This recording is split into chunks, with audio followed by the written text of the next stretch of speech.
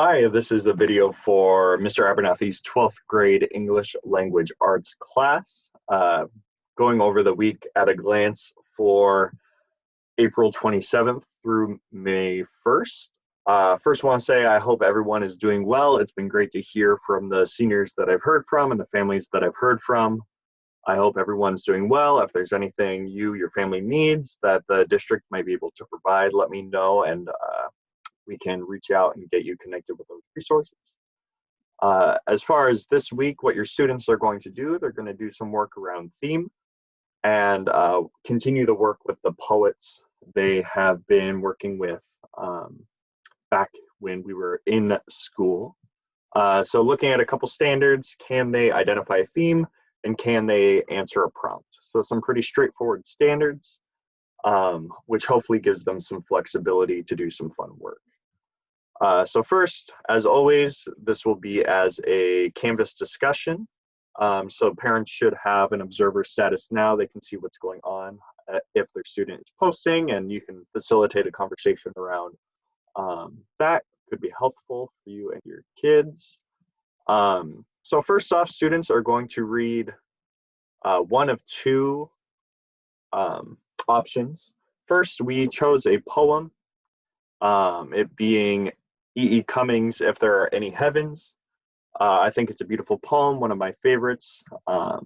If the student wants, they can also read, or they don't have to read both, but they could go through the catalog of the poets they were looking at in class, Carolyn Forche, E. Cummings, Sonia Sanchez, and they could read one of their other works and respond to that instead. So they're going to first, in the discussion, identify which poem they ended up reading, whether the one we decided, or if they wanted to go out and find one from one of these three poets. Identify that, give me a link, let me know what they're doing. Then I want them to read it, and once they've read it for the first time, they identify a topic in the poem. So topics are kind of elementary school level ideas in the poem, right? This poem's about family. This poem has to do with sadness. It has to do with joy. It has to do with self-discovery, whatever that topic is they identify.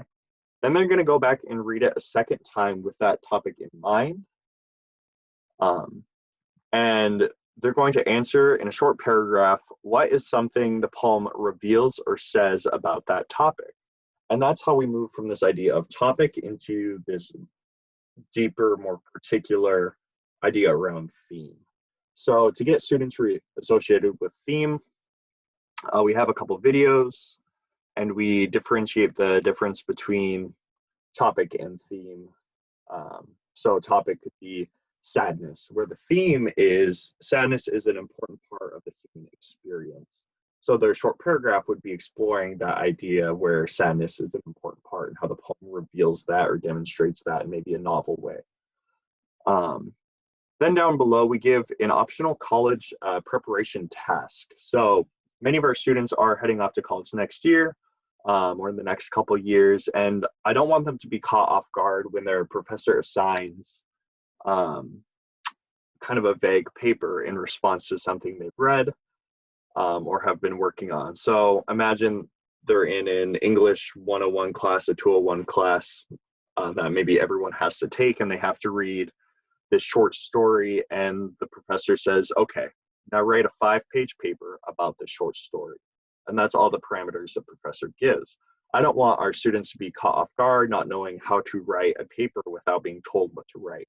So our optional college prep task is that they are being asked to write at least the intro paragraph to a short paper about one of these poems.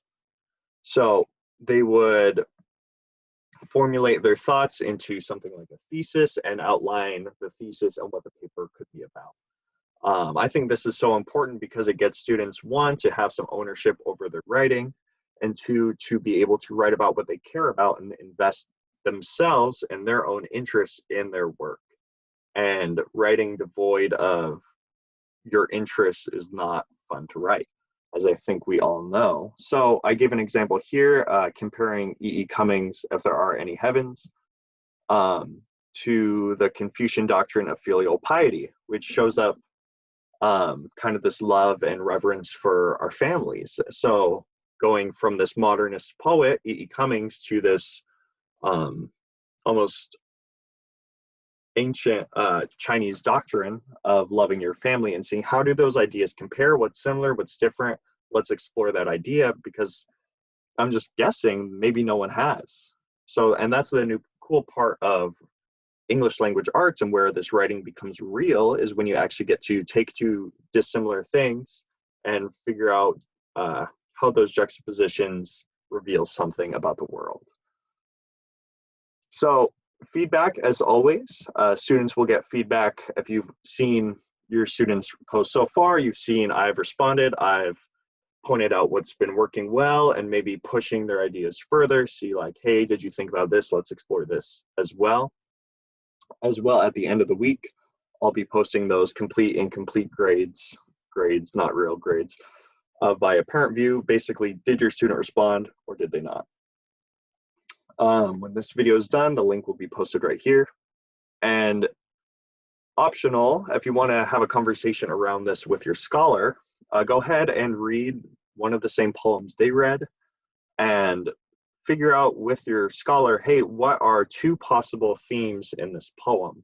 And identify the one that provides better conversation, and figure out why is that. I think that's a better question than find the best theme possible, but figure out which one facilitates the best conversation, maybe challenges ideas or furthers ideas, makes something new.